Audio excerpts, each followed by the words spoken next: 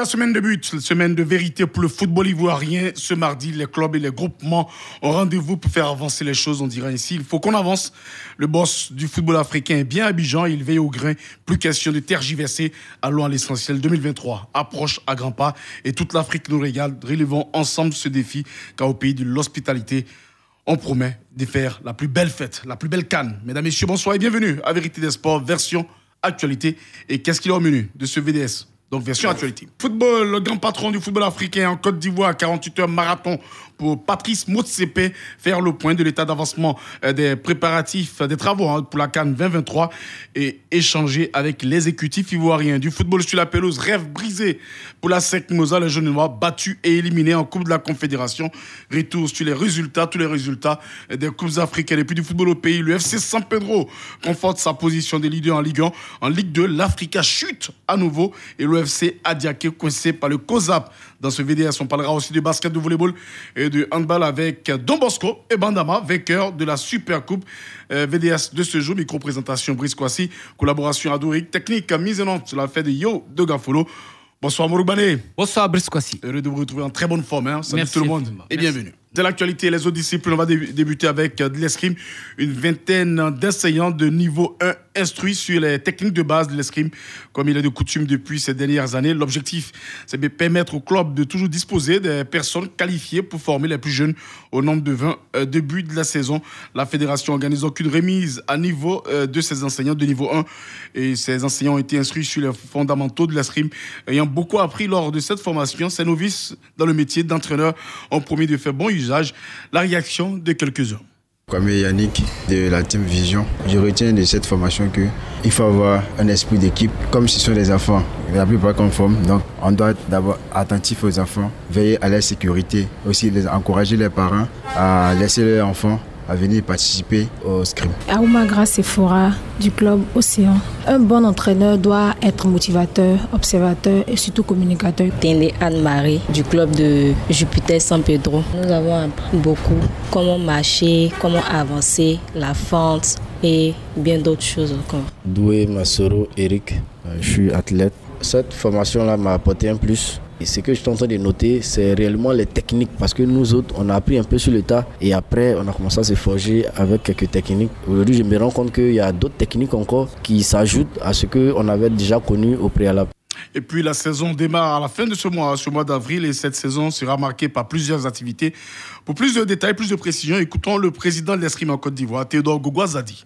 L'escrime n'est pas beaucoup connu en Côte d'Ivoire. Donc, comme nous l'avions fait l'année dernière, nous voulons aller dans les villes et puis dans chaque ville qu'on arrive, qu'on installe un maître d'âme. Et ce maître d'âme va travailler avec la jeunesse de cette ville. Ça, c'est l'expansion de l'escrime en Côte d'Ivoire, ce que nous voulons faire. Et en même temps, préparer l'escrime pour l'international aussi. La reprise, c'est en fin de ce mois parce qu'il y a la Coupe nationale d'ici le 30. Après la Coupe nationale, c'est le championnat qui commence. C'est dans le siège de la préparation aussi du championnat d'Afrique qui aura lieu au Maroc. Donc nous allons vite commencer, quand bien même nous sommes en retard, mais nous avons nous attelés à le faire pour qu'on puisse mettre les athlètes à jambes pour être présents au Maroc. On a aussi la mise à niveau des maîtres d'âme et puis quelques rencontres de championnat. Allez, donc là, le président de la Fédération d'escrime en Côte d'Ivoire, Théodore Gogouazadi, souligne que ce renforcement des capacités à Epocade, le centre pilote, c'était du côté de Port-Bouilly. On va parler de volleyball avec le Hall 1 du Palais des Sports de Trècheville qui a servi de cadre samedi dernier à la 3e journée de la phase retour du championnat. Plusieurs affiches au menu. Chez les hommes, Port-Bouilly domine le CSK du président Daboné Seydou 3-7 à rien, 25-17, 25-22, 25-18. L'AS Police renvoie à ses études à soi de Bouaké 3-7 à 0, 25-20. 25-6 et 25-18, annoncé par plusieurs commettants la rencontre à ne pas rater. L'opposition INJS-SO a été d'un bon niveau, appliquée et solidaire. Les étudiants, sauf donc les militaires. Finalement, 3-7 à 0, 25-23, 25-16, 25-11. Si l'INJS arrive à enchaîner ces résultats positifs, c'est en partie grâce aux dirigeants qui mettent beaucoup de moyens. À vous, ici, le capitaine Koulibaly Doumé. En tout cas, nous sommes fiers de nous-mêmes, nous sommes fiers de l'encadrement technique, du staff, depuis la direction générale jusqu'au dernier des joueurs. Ils ont donné beaucoup d'efforts pour que l'équipe arrive, ils ont donné des moyens afin que l'équipe arrive à ces performances-là. Dans le budget de l'AS INJS, il y avait un budget qui n'était pas voté, c'est-à-dire le voyage qu'on a eu effectué au Burkina, qui nous a permis d'aller apprendre, de revenir s'entraîner encore et ça a donné le résultat que ça a donné aujourd'hui. L'équipe de la SOA aussi, c'est une équipe qui n'est pas trop vieillissante, c'est une équipe jeune. Mais je dirais qu'on a gagné parce qu'on joue beaucoup. Il y a longtemps qu'on est ensemble. C'est un bon groupe, on évolue ensemble. Chaque jour, on essaie d'éponger nos tâches. À ce que ça donne le meilleur. Et puis chez les dames, la rencontre Yannick Stella a tenu également en haleine le public sportif car il y avait de l'engagement et du rythme également. Au finish plus expérimenté, le Stella parvient à se tirer d'affaire 3-7-1. Toute heureuse, la capitaine des Verts et Blancs, Esso Marilène, s'est confiée et bien sûr à l'issue de cette rencontre. On avait perdu la semaine passée. Il a fallu qu'on se remette en cause et qu'on travaille durement à l'entraînement pour pouvoir arriver aujourd'hui à notre fin, la victoire. Parce que c'est ce qu'on recherchait depuis. Il ne faut pas sous-estimer l'adversaire. Ils ont un bon niveau aussi.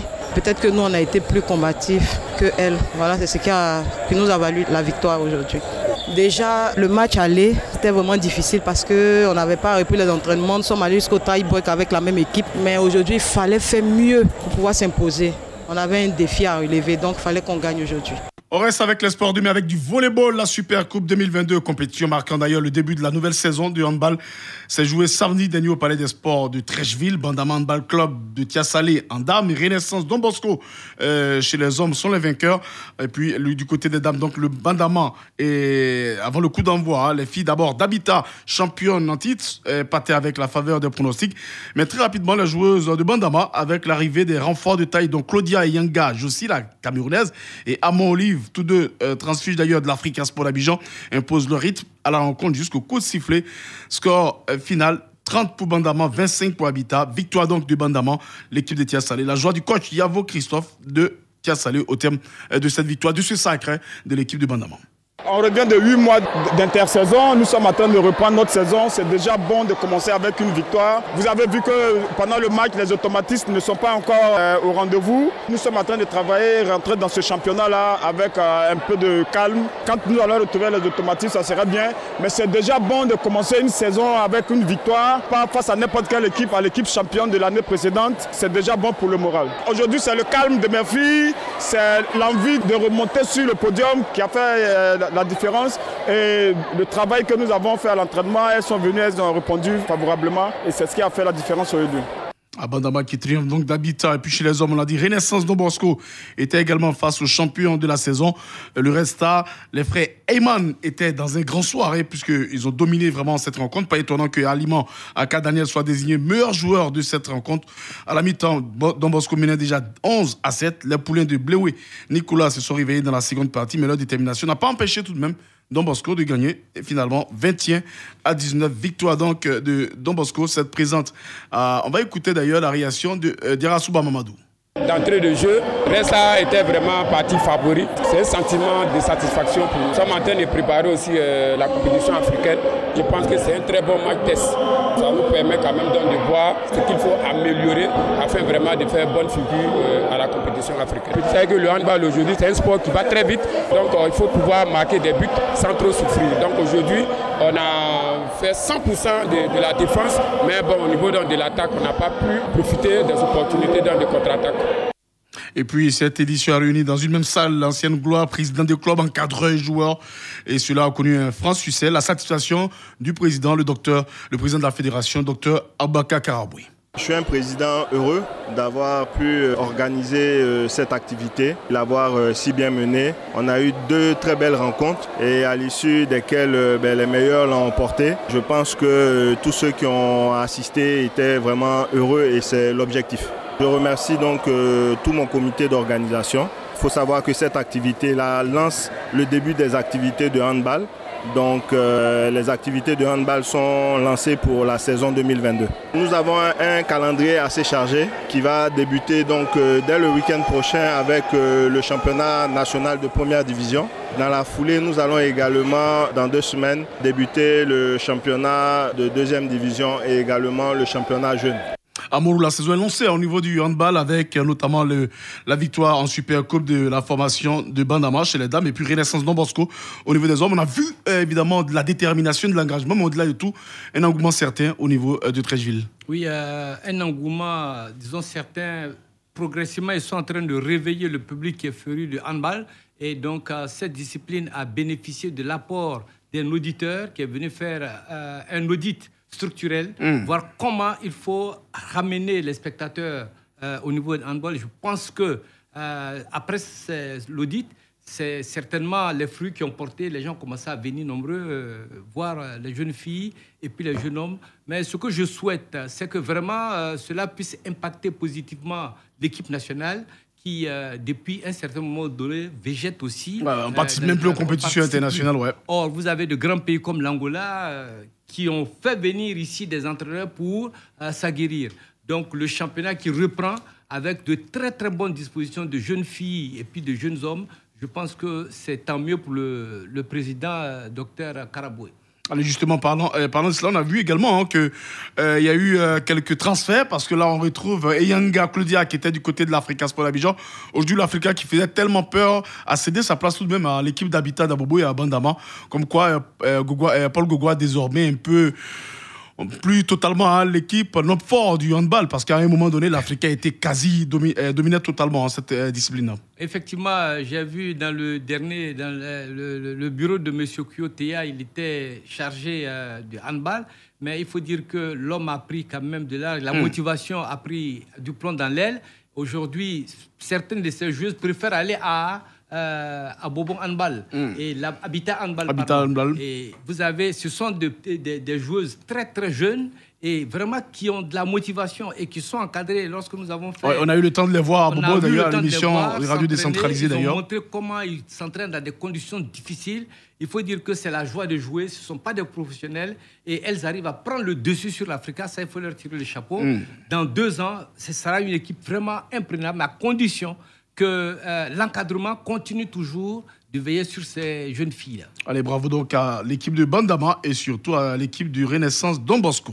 Du basketball avec la rotonde du Palais des Sports toujours, qui a refusé du monde dimanche. Les joueurs ont gratifié le public sportif d'un spectacle digne du basket, on dira nord-américain. Il y a eu vraiment du suspense. 13e journée de la N1 chez les hommes. La rencontre Azur JCA, très attendue par les amateurs de la balle au panier, a finalement tourné au profit des Azuriens. Score 51-49, très efficace ce score-là. En dépit de la défaite concédée, l'entraîneur de la JCA encense tout de même ces joueurs qui ont livré un match héroïque. Sidibé Suleiman. C'est un sourire amer dessus pour les joueurs, tout le combat qu'ils ont eu à faire, ils ne méritaient pas ce résultat-là. C'est basket, je dirais, on avait manqué de chance, une glissade sur une action décisive et puis bon, ils ont eu plus de réussite que nous à la fin. On est à la 13e journée, donc il nous reste encore, je crois, 7 journées à peu près. Donc on va continuer à bosser et puis utiliser ce match comme repère pour pouvoir mieux progresser. Peu de regrets, surtout pour les joueurs, parce qu'ils ont bien bossé cette semaine. Ils sont bien rentrés dans le match comme on l'avait demandé. On savait qu'on allait avoir des moments un peu difficiles dans le match. Ils sont restés au contexte, mais à la fin, ça n'a pas payé, quoi. Donc c'est un peu ça. C'est Ousmane plutôt, l'entraîneur de la JCA. L'ABC a battu le CW Sport 84-45. La SOA s'offre l'Africa Sport d'Abidjan 66-34. Et puis dans le tableau féminin, l'ABC a confirmé son statut de favori. L'ABC a dominé l'équipe de la SOA 72-45. Elle est la douane d'ailleurs de l'ABC, la capitaine. On écoute Salimata Berté. On a joué en équipe, c'est-à-dire c'est la solidarité qui a primé. On n'a pas cherché à jouer individuel, on a joué collectif, on a joué en famille, esprit d'équipe. Donc c'est ce qui a fait notre force et on a gagné. Le dosage, nous sommes les anciens avec les jeunes, nous allons les préparer à ce qu'elles soient aussi anciennes pour un jour à venir. C'est clair, c'est la jeunesse, elles n'ont pas encore l'expérience de la lecture de jeu. Donc nous sommes là, raison pour laquelle nous sommes là, pour les ramener à la raison. Quand elles sont dans l'euphorie, nous sommes là pour les remettre sur terre, pour qu'elles soient dans le jeu, pour que le jeu soit fluide. Salimata Betté, la doyenne désormais du côté de l'ABC. Et puis on parle également d'athlétisme avec les interclubs d'athlétisme. Zone A, ceux qui sont déroulés samedi dernier au Champrou. Les jeunes athlètes, bien sûr, ont donné beaucoup. Dans la zone 4 qualifiée, dans la zone A, on retrouve l'IEP AC d'Abengourou, 1415 points. OM Abidjan Sud, 1340 points, deuxième place. Et puis l'équipe de Gags d'Abidjan Sud, 538 points. Quatrième également, dans cette zone A. L'UACT d'Abidjan Sud, 531 points. Dans la zone B, les qualifiés sont EASC de San Pedro, 797 points. SAC de Daloa, 765 points. Et CN d'Imboko, 595 points pour ce qui est de l'athlétisme. La poteuse salon donc explosive entre les athlètes de 7 meilleurs clubs avec en prime les compétitions, des pôles d'entraînement qui pourraient mettre en évidence encore 16 athlètes. On ouvre le chapitre football avec la Ligue 2 et ce match-là, l'Africa Sport d'Abidjan qui avait été battu par le Stade d'Abidjan, l'Africa qui a été coincé par l'équipe de Yamoussoukro Football Club. L'Africa se devait de réagir, on attendait de la réaction, on attendait le réveil de l'Africa Sport d'Abidjan et bien non, l'Africa s'est à nouveau incliné, défaite, on va le dire, cette fois face à l'équipe de Songo FC, 3-1. Ça c'est vraiment une défaite inattendue. Là l'Africa se met en difficulté, Morou. Oui, l'Africa se met en très très grande difficulté, à croire même que Songo est devenu la bête noire de l'Africa. Depuis 2019, c'est la 3e opposition où l'Africa s'en sort totalement avec toutes les primes qui lui sont retirées. 3-1, j'avoue que c'était beaucoup parce que l'Africa, au sorti de Yamoussoukro, où ils ont dit qu'ils ont joué dans un champ de patates, ils se devaient quand même de recoller les morceaux face à Songo. Mais que là, ils ont joué au Champrou. Ça, c'est ils ont joué au Champrou, que Neni Songo a vraiment balisé tout le terrain. Songo a enlevé à l'Africa toutes les possibilités de pouvoir scorer. Et au finish, Songo gagne 3-1. Et aujourd'hui, l'Africa est, disons, un peu dans le doute. Il faut rapidement que l'Africa se réveille. Mais les hommes de Acre Benoît et l'entraîneur Soro Lorugnon ont pu, Soro Lorugnon Jean, ont pu mener à bout cette équipe de l'Africa. Ils ont su balloter les joueurs de Alain Guaméné qui n'y ont vu que du rouge, du feu. Et j'avoue que l'Africa doit avoir peut-être beaucoup de remords parce que l'équipe, certes, est venue, il y a eu beaucoup de départs. On n'a pas pu recruter autant et l'Africa fait avec ce qu'elle a, avec surtout l'apport des supporters et dont le nombre, souvent, en impose à l'adversaire. Ouais. Mais ce n'est pas avec des équipes comme Songo, comme le Stade, que vraiment les supporters d'Africa vont avoir le défi. Allez, l'Africa Sport d'Abidjan qui perd, ça donne un peu une possibilité au Stade d'Abidjan de prendre une distance, puisque demain, le Stade d'Abidjan joue face à l'équipe d'Aboissou. Effectivement, le Stade d'Abidjan joue face à l'équipe d'Aboissou. Le RCA Aboissou aussi, il faut dire que ce n'est pas une petite équipe. C'est une équipe très, très joueuse, une équipe d'école de football, une équipe qui ne se laisse pas compter. Et le Stade devra, s'il veut maintenir, ou bien s'il veut maintenir le leadership, le Stade devra sortir tout ce que les joueurs ont, comme on le dit, entre guillemets, dans le ventre, et surtout rehausser son niveau de jeu pour venir à bout de cette équipe d'Aboissou.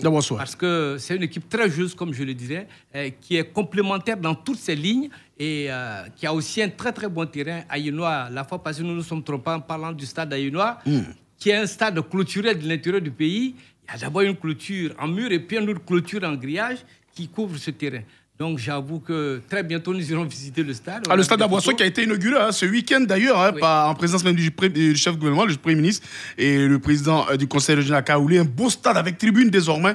Le Sud Koumou, il y a un stade quand même où on peut recevoir des matchs. Il fallait ça parce que le Sud Koumou n'en avait pas et c'était, disons, un crime de lèse-majesté pour toutes les hautes personnalités qui habitent cette zone de la Côte d'Ivoire. Ouais, et surtout qu'il y a des équipes comme Adiaké, Aboissou, et il y en a même encore jusqu'à Noé, donc possibilité pour ces équipes de Zomain avoir le match dans ce beau stade nouveau, ce nouveau stade du côté d'Aboissou. Et dans ce groupe, je rappelle que le stade est en tête, le stade d'Abidjan avec 24 points, l'Africa 23 points, l'Africa qui a été battu donc demain au Champrou. Stade d'Abidjan, RFC Aboissou, possibilité pour le stade d'Abidjan de prendre, de mettre l'Africa 4 points. Et puis dans le groupe B, ça, ils ont eu chaud, l'équipe d'Adiaké qui tenait bien, on parlait tout à l'heure du stade du Aboissou, Adiaké qui tenait bien sa première place, a été coincé in extremis. Adiaké a été mené jusque dans les derniers instants, un but partout face à une équipe du COSAB qui n'avait rien à perdre. Finalement, Adiaké laisse échapper 2 points. Effectivement, Adiaké laisse échapper 2 points. Beaucoup de regrets dans ce match. Adiaké aurait pu l'emporter et puis creuser l'écart. Malheureusement, ils se sont fait rattraper et je crois que ce sera une suite. Ce sera une leçon pour cette équipe d'Adiaké. Où il ne faudra pas vendre la peau de l'ours avant de l'avoir tué. Il faut d'abord gagner, marquer et puis assurer. Mais j'avoue que le sort n'était pas avec Adiaké, raison pour laquelle ils ont été rattrapés. Mais ils sont toujours dans le top 5 de leur poule. Ils sont leaders d'ailleurs de cette poule. Le CO met la pression puisque le CO Sport de San Pedro a battu les Buffles de la Marawi, le CO Boaflé 1-0, donc se rapproche je crois à 4 points de l'équipe d'Adiaké. Et on a également le résultat, le 0-0 entre l'AS Dinkele et la DFK 0-0, c'était au complexe sportif de Yopougon. On parle de Ligue 1 à présent avec le 16e épisode, 16e journée de la Ligue 1. Il y avait le choc de la Côtière, Sassandra face à San Pedro. Le Lys voulait enchaîner, le Lys voulait mettre en difficulté le leader que non. Le FC San Pedro est en pleine forme. Le FC San Pedro marche au super Morou. Dans ce duel-là, dans ce petit derby de la Côtière, le FC San Pedro a étrié le Lys de Sassandra 3-0. Effectivement, 3-0. Le FC San Pedro face au Lys de Sassandra. Disons que c'était David contre Goliath et finalement c'est Goliath qui a gagné parce que le FC San Pedro c'est une équipe joueuse.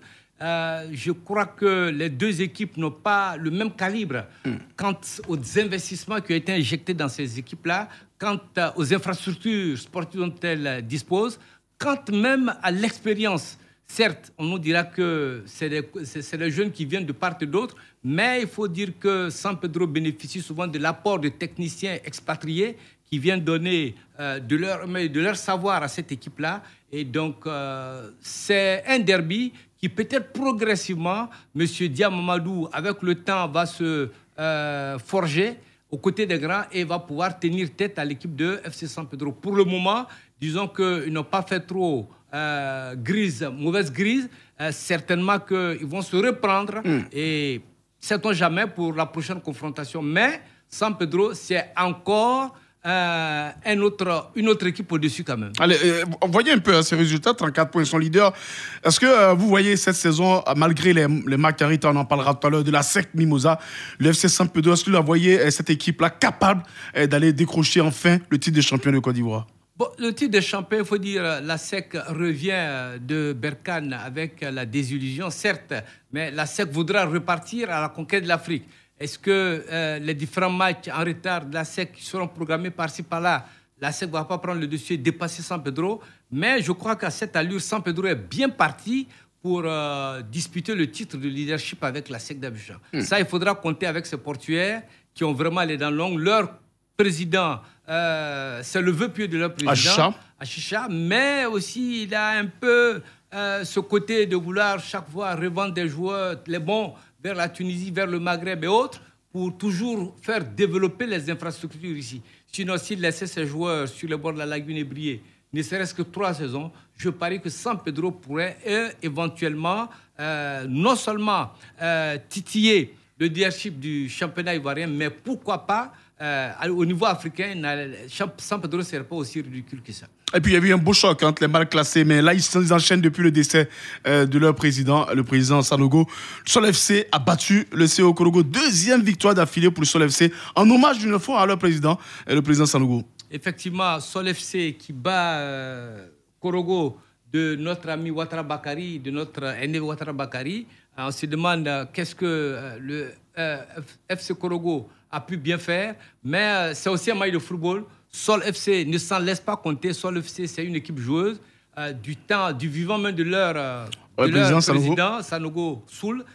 C'est une équipe qui était difficilement battable. Maintenant qu'il est parti, ces jeunes-là disent que tous les matchs sont devenus des finales pour eux.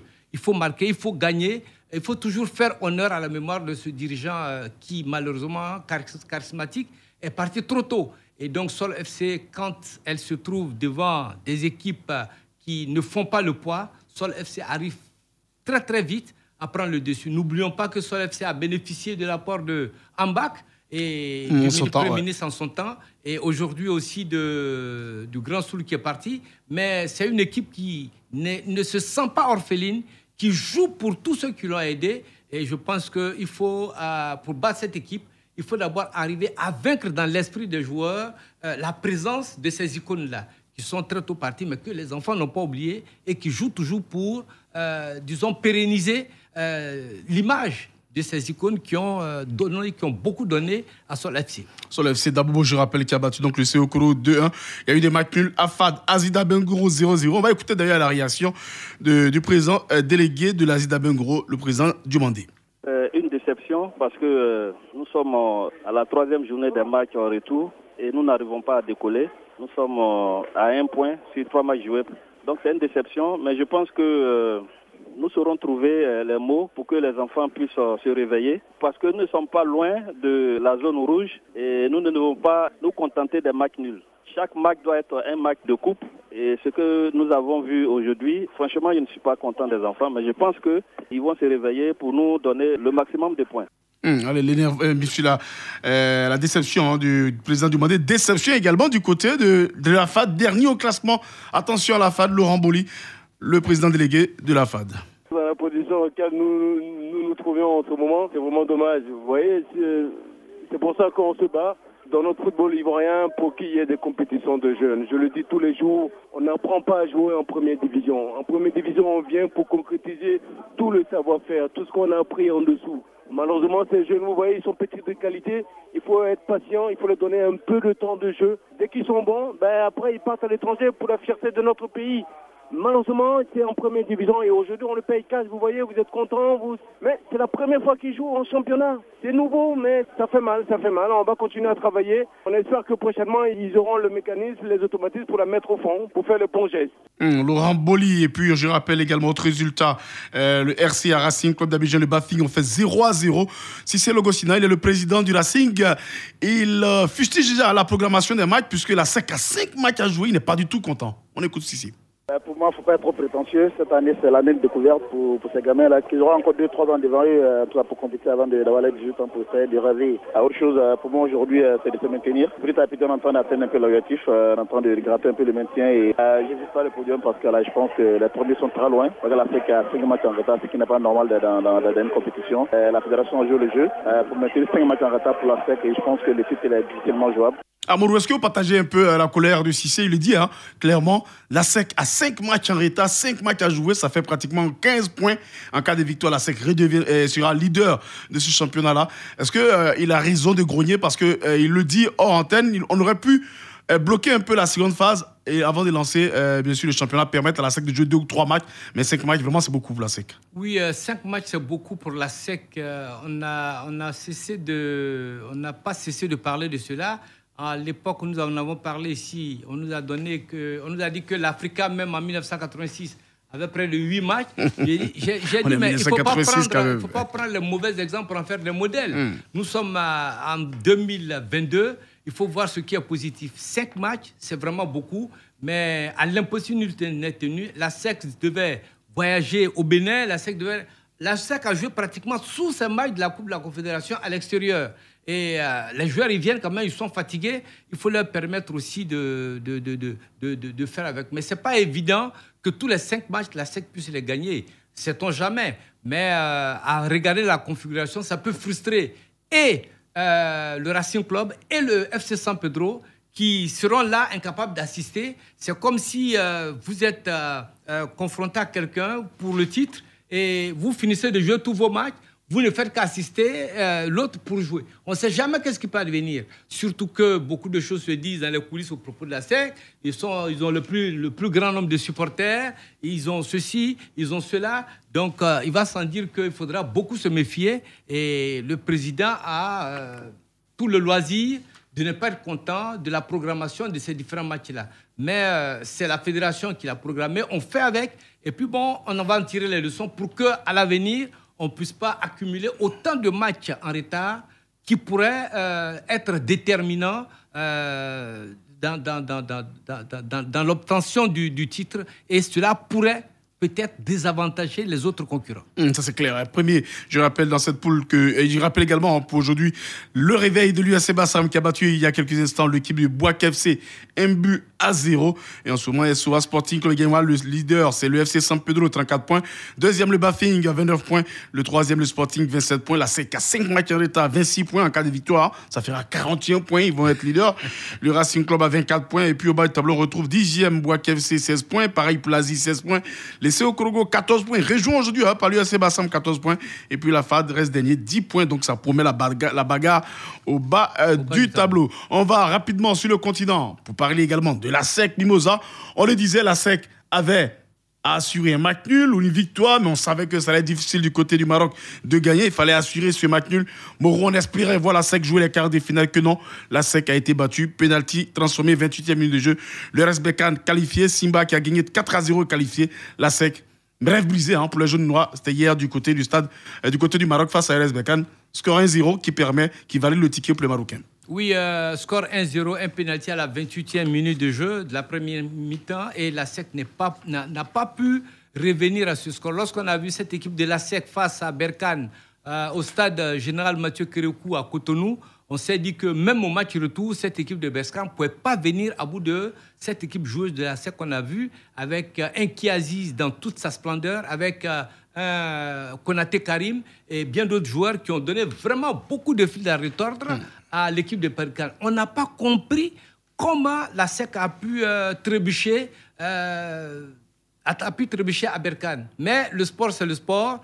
Il se raconte que beaucoup de conditions n'ont pas été favorables à cette équipe de la SEC et ils ont encaissé un but à la 28e minute. Ils n'ont pas pu revenir au score. Et malheureusement, ce qu'on redoutait, ce qu'on ne voulait pas est arrivé. Et finalement, la SEC se retrouve à la 3e place avec 9 points. 10 points pour Berkane, 10 points pour le FC Simba. Le FC Simba. C'est la place qu'il ne fallait pas du tout avoir. Et malheureusement, la SEC se retrouve à la 3e place avec 9 points.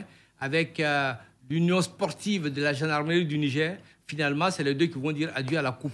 On va revenir, on va recommencer pour chercher à repartir. Mais ce que je souhaite pour cette équipe de la SEC, il faut faire les états généraux de la SEC. Le PCA de la SEC, il faut que les gens lui disent, de grâce, il n'a qu'à conserver Konaté Karim, les Kiaziz pour 3 ans. Ouais. Parce que de jeunes fleurs comme ça qui donnent du fil à retour aux équipes, c'est sûr et certain que l'année prochaine, il va le vendre. Il va le vendanger quelque part et puis il va s'asseoir, chercher encore un autre joueur qui va lui marquer des buts. Mais dans ces conditions, vous avez une équipe inconstante qui ne peut absolument pas progresser. Ça fait combien d'années les supporters de la SEC, ils sont meurtris dans leur péchisme, dans leur morale. Ils sont meurtris partout. Finalement, on ne sait pas si Maître Roger Ognien, s'il se contente seulement du championnat de Côte d'Ivoire, il a les trophées de Côte d'Ivoire écrits partout, j'ai Bourou Bata, quand les supporters disent non, je suis en train de construire ici.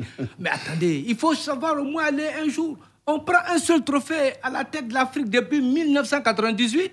Et attends, la SEC, c'est une autre dimension. Parce que la Coupe CAF, la SEC l'a jamais remportée. Non, on n'a jamais remporté. Il faut maintenant revoir les fondamentaux de la SEC, voir comment la SEC doit aller à la conquête de l'Afrique. Le challenge de l'Afrique, c'est pas le challenge de la SEC, c'est pas la Côte d'Ivoire. C'est pas d'être champion de la Côte d'Ivoire, mais d'être champion et aussi être champion d'Afrique. Et c'est ce que nous voulons.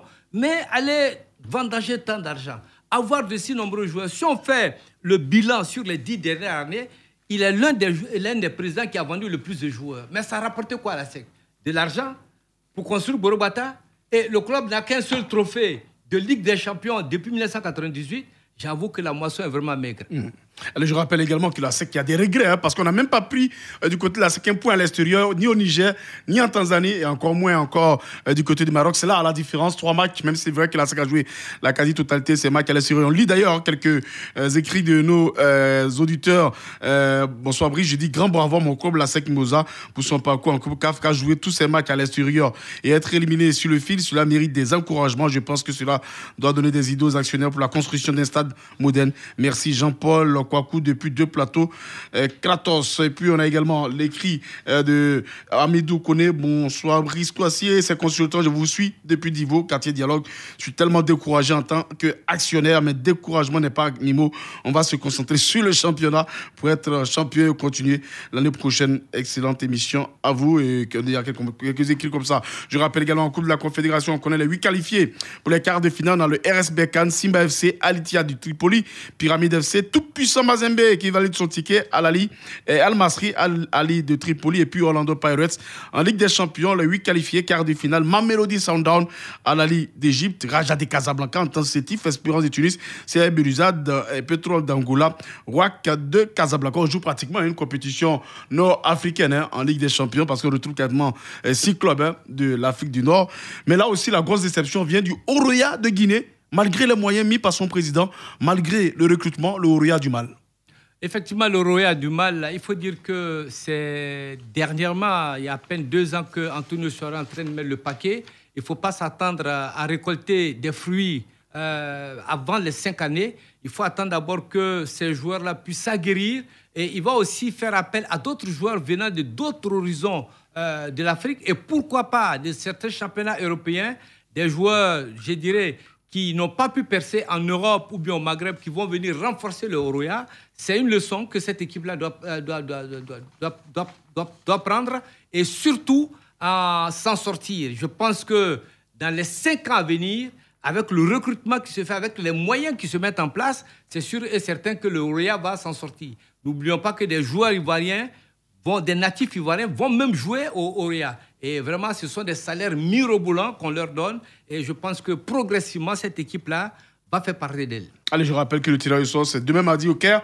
Match aller le 15-16 avril, match retour le 22-23 avril. Et puis on connaît les nominés, les 12 nominés pour le prix Marc-Vivien Foyer 2022. On retrouve les Sénégalais du Paris Saint-Germain, Idrissa Gana Gueye, le Marocain de Saint-Etienne, Wabi Kazri, le Camerounais de Lyon, Kal Toko Ekambi, le buteur du Cameroun, Akraf Hakimi du Paris Saint-Germain, Mohamed Bayo de Clermont en Guinée, puis seul l'Ivoirien Seko Fofana du Racing Club de Lens. La pub et puis on parle de la CAN 2023 en Côte d'Ivoire. On va parler de la CAN 2023 en rapport à l'organisation de cette compétition. Le comité d'organisation local, le COCAN Côte d'Ivoire 2023, a procédé au Palais de la Culture à Trècheville. Lancement du concours de la mascotte officielle de la compétition continentale. C'était en présence du ministre de la Culture, Dame Alette Badou, et de plusieurs personnalités sur l'importance de la mascotte pour une compétition comme la CAN.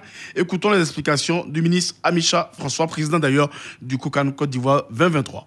La mascotte est un appel au ralliement et un vecteur de mobilisation et de rassemblement. C'est l'identité visuelle de la manifestation, son icône, son idée, son concept.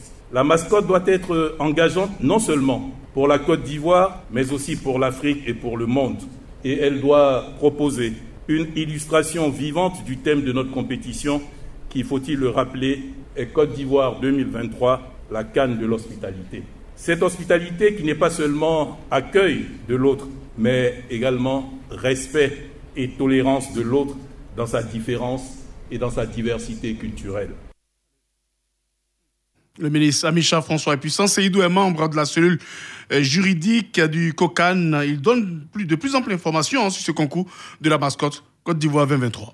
Il s'agit surtout de pouvoir impliquer les créateurs nationaux, promouvoir les initiatives artistiques, visuelles et créatives, valoriser le patrimoine culturel et artistique national, déceler des talents et surtout impliquer activement les créateurs nationaux au succès de la CAN 2023. Le cadre général du concours, le jury donc qui est convoqué pour l'évaluation des différentes propositions est composé de 9 experts, comptant en ses rangs des plasticiens, des graphistes, des marketeurs, des communicateurs et bien d'autres. Il faut dire que cette équipe travaille sous la supervision d'un commissaire de justice titulaire des charges. Alors, cette œuvre doit être essentiellement une œuvre artistique originale. L'originalité tient du fait que cette œuvre doit n'avoir jamais servi dans aucun autre concours ou n'avoir jamais été utilisée. Par ailleurs, la mascotte doit pouvoir promouvoir les valeurs du sport, le fair play, l'énergie, l'unité, la gaieté, la paix, le respect et la cohésion, également la solidarité. Alors, la mascotte est également inspirée du thème de l'édition. Notre mascotte doit être inspirée du thème de l'édition, qui est CAN Côte d'Ivoire 2023, la CAN de l'hospitalité. Cependant, disons que l'hospitalité est cette valeur supérieure célébrée dans notre hymne national. Et de ce fait, notre pays demeure un havre de paix. Et puis le concours de cette mascotte, la mascotte pour la CAN 2023 est doté de 3 prix. 10 millions pour le premier, 5 millions pour le deuxième et 2 millions pour le troisième. Donc tous à nos crayons pour le dessin de la mascotte. Ça donne envie de bien dessiner une belle mascotte pour la Côte d'Ivoire. C'est lancé jusqu'au mois de mai, jusqu'en fin mai, je crois, pour cette mascotte. Et puis, il est en Côte d'Ivoire le patron du football africain, le président de la CAF, le Sud-Africain Patrice Motsepe a été reçu d'ailleurs même ce lundi en audience par le chef de l'État, le président Alassane Ouattara, au centre des échanges, l'organisation de la Coupe d'Afrique des Nations de football en 2023, ici en Côte d'Ivoire. Le compte-rendu de Fernand Kouakou, présent au palais présidentiel. C'est désormais confirmé, la CAN 2023 aura bel et bien lieu en Côte d'Ivoire. Ce lundi, c'est Patrice Motsepe, le président de la Confédération africaine de football, la CAF lui-même, qui l'a signifié au président de la République de Côte d'Ivoire, son Excellence Alassane Ouattara. Patrice Motsepe à sa sortie d'audience. The commitment Nous avons confiance que la CAN que vous allez organiser ici sera la meilleure CAN qui a été organisée en Afrique. Nous sommes rassurés par les différentes infrastructures que vous avez mises en place pour accueillir cette CAN. Un engagement qui fait suite aux assurances à lui données par le Premier ministre Patrick Hachi, avec qui il a eu une séance préalable de travail sur les différents chantiers en construction pour la CAN 2023. Séance de travail au cours de laquelle Patrice Hachi, selon le président de la Confédération africaine de football, a assuré un bon parcours des éléphants lors de cette échéance à venir. Patrice Motsepe. Nous avons eu la promesse chez le Premier ministre que la Côte d'Ivoire sera à la finale de la CAN 2023 en Côte d'Ivoire. Et le président Alassane Ouattara, premier capitaine des éléphants de Côte d'Ivoire, aussi assuré de la qualité de ses troupes, d'ajouter en anglais, en bon adepte de la langue de Shakespeare, que le trophée de la 34e édition de la Coupe d'Afrique des Nations de football restera sur les bords de la lagune Ébrié. Patrice Motsepe, avant de se retirer, a assuré au président Alassane Ouattara qu'il espère une qualification des éléphants de Côte d'Ivoire pour la prochaine Coupe du Monde de football après celle de Qatar 2022, car quand les éléphants jouent, c'est toute l'Afrique qui se sent concernée. Allez, Motsepe, donc en visite, Patrice Motsepe, le président de la CAF, donc reçu par le Premier ministre et le président de la République. Motsepe qui a ce lundi d'ailleurs procédé à l'inauguration du bureau permanent de la CAF pour la CAN 2023 à Abidjan, du côté de Cocody. En ce moment même, il est du côté de San Pedro pour visiter les infrastructures à San Pedro, le stade et les différentes villas qui vont recevoir nos invités pour cette CAN 2023 prévue du 23 juin 2023 à la fin du mois de juillet 2023, donc dans un peu plus d'un an. Mais là, il faut maintenant rapidement accélérer. On va parler évidemment, et puis il y a une question d'un internaute qui veut savoir qu'en est-il du cas du Patrice Baumel, l'entraîneur des éléphants. Oui. Son contrat prend fin le 6, c'est-à-dire mercredi prochain officiellement. Donc on attend de voir, juste après le contrat, ça prend fin officiellement le 6 avril, celui qui est signé avec Patrice Baumel. Et puis, on connaît le tirage au sort de la Coupe du Monde. On a dans le groupe A, Qatar, Équateur, Sénégal, Pays-Bas, on en a parlé, Angleterre, Iran, États-Unis, vainqueur barrage européen, Argentine, Arabie Saoudite, Mexique, Pologne dans le groupe C, France, vainqueur barrage intercontinental, Danemark, Tunisie, Espagne, vainqueur barrage intercontinental, Allemagne, Japon, Belgique, Canada, Maroc, Croatie pour le groupe F et puis le groupe G, Brésil, Serbie, Suisse, Cameroun. La réaction du président de la Fédération sénégalaise de football, Augustin Senghor, à l'issue du tirage au sort, il rêve bien sûr de voir le Sénégal en demi-finale. Je pense que c'est un tirage dont on peut dire qu'il n'est pas facile. On a un grand pays européen, on a aussi le pays hôte, mais je pense aussi que nous sommes un pays qui aime relever les challenges et nous sommes en Coupe du Monde pour jouer à fond tous les coups, donc nous ne sommes pas là pour figurer, donc on s'attendait forcément à un tirage difficile, mais nous sommes prêts à relever le défi. Nous avons l'équipe pour prendre le train des phases à éliminatoire direct et ce sera le premier objectif, sortir de ce groupe pour nous qualifier et ensuite au fur et à mesure se fixer un objectif match par match pour aller le plus loin possible et nous avons en tout cas nos chances, nous croyons en nos forces, en notre équipe, nous avons l'expérience emmagasinée lors de la dernière Coupe du Monde qui nous servira forcément. Et puis on a parlé de ce tirage au sort, d'ailleurs ça a été le sujet de la chronique des sports de Konaté Idriss, chronique que nous proposons. Le tirage au sort de la Coupe du Monde de football 2022 a eu lieu cette fin de semaine au Qatar, pays hôte de la compétition. Dès l'annonce sur le continent, l'on est resté attentif quant au sort des 5 représentants de l'Afrique. Après la séance qui garde son caractère aléatoire, hasardeux, d'épreuve au sort, tout le monde est situé. Ainsi, le premier à rester sous le feu des projecteurs, c'est le Sénégal. Les Lions de la Teranga évolueront dans le groupe A, en compagnie du pays organisateur, le Qatar, contre qui il ouvrira le bal en match d'ouverture, une grande responsabilité. Les autres adversaires du Sénégal sont les Pays-Bas, bien connus, et l'Équateur. Un autre Africain, le Cameroun. Les Lions indomptables lotis dans le groupe G. Ils joueront contre le Brésil, la Seleção de Neymar, la Suisse et la Serbie. Un groupe considéré comme très relevé pour tenir compte de la légende, le Brésil et de la valeur de la Suisse ou de la Serbie. Troisième pays, le Ghana. Les Black Stars qui évolueront dans le groupe H en compagnie des ténors, le Portugal, de Cristiano Ronaldo, de l'Uruguay, grande référence en Amérique latine, et de la Corée du Sud qui jouit d'une grande réputation. Nos 2 autres représentants sont issus de l'Afrique du Nord, la Tunisie et le Maroc. Les Aigles de Carthage de Tunisie joueront dans le groupe D avec les champions du monde en titre, la France, et puis le Danemark. La dernière composante de ce groupe reste attendue des prochains barrages. Ce groupe tout aussi bien relevé, avec comme favoris les Bleus et les Danois. Enfin, le Maroc, qui hérite du groupe F, en compagnie de la Belgique, qui n'est plus à présenter, de la Croatie, qui a fait sensation lors du mondial précédent, et enfin du Canada, dont il faut savoir toujours se méfier. De ce tirage au sort, il est clair qu'il se dégage des appréhensions en ce qui concerne chacune des équipes africaines. Au regard de la valeur de leurs adversaires respectifs, les différents encadrements ont une idée de l'ampleur de la tâche qui leur incombe. La Coupe du Monde reste le sommet auquel tous aspirent sur la planète football. Et toute présence à ce stade ne saurait être le fruit du hasard.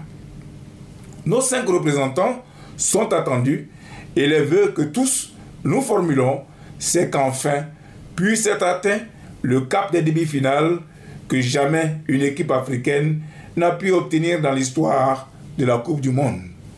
Juste un avis, Konaté Idriss. À lundi prochain, même heure. Voilà, tirage au sort fait. Mourou, on termine rapidement avec notamment, on l'a dit, Patrice Motsepe et Abidjan. Il est en ce moment du côté de San Pedro. Il y a également demain grand rendez-vous Assemblée Générale Extraordinaire demain, envoyé à leur copie par la FIFA. Les clubs et groupements d'intérêt se retrouvent demain pour la modification de l'article 47 des statuts de la FIFA lors de l'Assemblée Générale, comme prévu ici même au plateau, donc demain. Que va-t-il se passer dans cette Assemblée Générale? Donc, grand moment pour les clubs de Côte d'Ivoire. Effectivement, grand moment pour les clubs de Côte d'Ivoire à qui on a demandé d'aller avaler la couleuvre, une couleuvre vraiment difficile à avaler. Ils ont planché pendant près de 22 heures de temps sur des textes adoubés par Maître Api, envoyé spécial de la CAF, de la FIFA, pardon, des textes faits par des juristes et non des moindres.